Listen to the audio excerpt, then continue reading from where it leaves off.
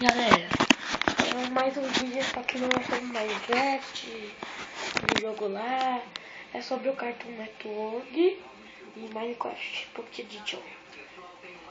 Então, pelo show tá passando agora, não vejo meu desenho preferido, mas o meu preferido mesmo é Dragões.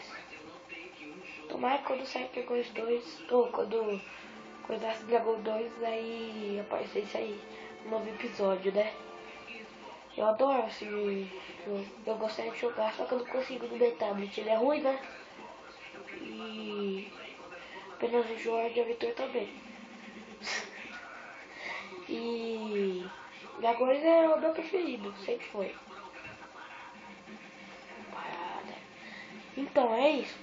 E Minecraft Pocket Edition, eu gostaria que tivesse a mesa de encantamento, cavalo, essas coisas aí, sabe? Sabe essas coisas aí que dentro do computador? E tomara que nas outras builds saia o portal pro Ender Dragon. O Dende. E a minha encantamento também deve ser legal. Vai chamar Dente numa boa. Doente, nossa. Dente, quer dizer. E é isso, o vídeo é praticamente isso. Só isso que eu gostaria de falar pra vocês. E como a gente vai passar daqui da Sky. Da Sky.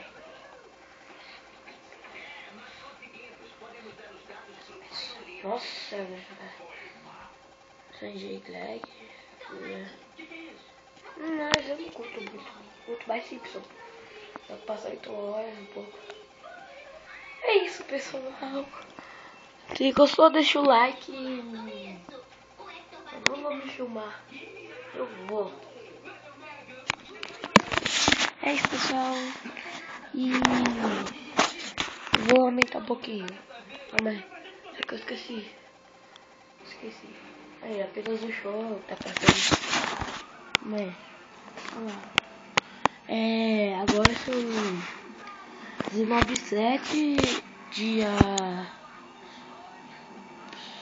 Agora eu vou ver na Sky.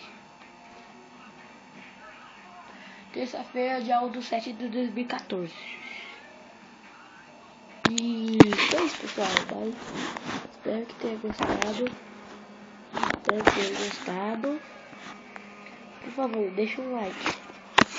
Eu adoro isso daí, ó. Mas eu prefiro agora no feedback, velho. Tomara que saia. Tô rezando pra que saia. E tô rezando pra que saia isso daí do Minecraft. Bye bye pra Dragões.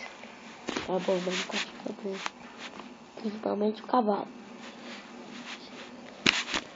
Foi isso, pessoal. E fui. Foi bom. Agora foi.